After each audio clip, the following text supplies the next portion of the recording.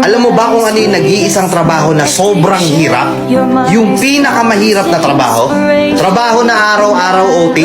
Trabaho na araw-araw paggising mo pa lang kailangan tatrabahuhin mo na? Trabaho na walang pahinga?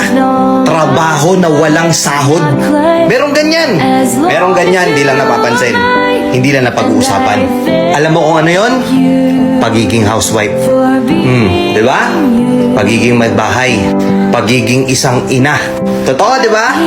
Nananawagan ako sa lahat ng nanay dito, lahat ng may bahay dito, lahat ng may anak dito. Panoorin nyo tong video na to kung tama lahat ng sasabihin ko. Napakahirap pala talaga maging isang housewife, ano? Pagising mo sa umaga, mag-aasikaso ka, naglilinis ka ng bahay habang nag-aalaga ka ng bata, ikaw magbabudget ng binibigay sa'yo ni mister na sahod niya. Naubos na yung oras mo araw-araw, matutulog kang puyat, gigising kang pagod. Tapos bukas ganun ulit. Aasikasuhin mo yung bahay, aasikasuhin mo yung bata, magluluto ka, maglalaba ka, maglilinis ka, mamamalansya ka, maghuhugas ka ng pinagkainan, ikaw gagalaw sa buong bahay. Tapos ano kapalit? Pag-uusapan ka ng ibang tao, palamunin ka lang daw. Tapos minsan kay questionin ka pa bakit wala nang natira sa pera. Saan mo dinala yung pera? Saan mo ginastos? Tapos ikaw sasagot ka, hindi mo ba nakikita? Hirap na ako mag-budget araw-araw. Kay questionin ka pa, hahanapan ka pa. Wala kang choice kundi gawin yung mga trabaho na yun araw-araw. Kahit na minsan marami kang naririnig na pinag-uusapan ka, napakadali lang naman yung ginagawa mo, nasa bahay ka lang naman. Hindi naman ikaw yung nagtatrabaho. Simpleng-simple lang yung gagawin mo. Gusto ko lang malaman ng lahat ng mga nanonood dito na huwag niyong minamaliit yung mga babae porket nasa bahay lang sila.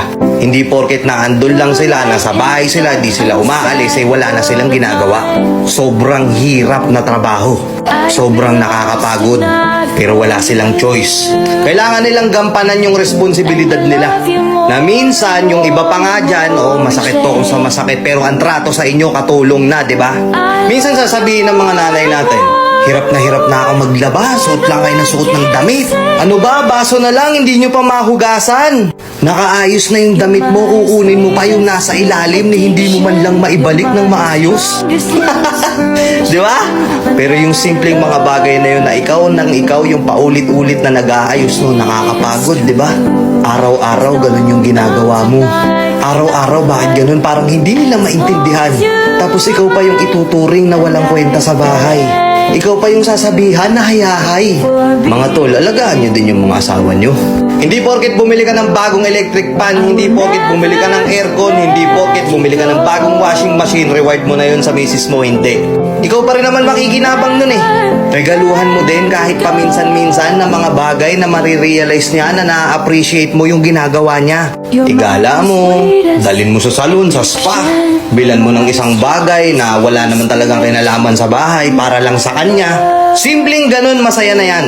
Lahat ng pagod, tanggal yan. Tama, di ba mga madam? Itong video na to para to sa lahat ng kababaihan, sa lahat ng nasa bahay. Isang trabahong hindi mo pwedeng hindian. Isang trabahong walang sahod pero hindi ka pwedeng mag-resign. Isang trabahong napakahirap pero marami silang nasasabi sa'yo. Mga madam, pakatatag lang ha. Kung kinakailangang iparinig nyo to sa mga kasama nyo sa bahay, iparinig nyo. Baka sakaling magbago yung pagtingin sa inyo. Baka sakaling matauhan at maintindihan kung gaano kahirap yung pagiging housewife sa bahay nyo. Baka kasi hindi nila naiintindihan na kahit araw-araw mong sinasabi sa kanila kung gaano kakapagod sa kanila, wala silang pakialam. Baka sakali pag narinig nila tong mensahe sa video na to, maintindihan nila. Alagaan nyo si Mrs. Asawa yung kinuha mo, hindi katulong. Kuha! Let's go!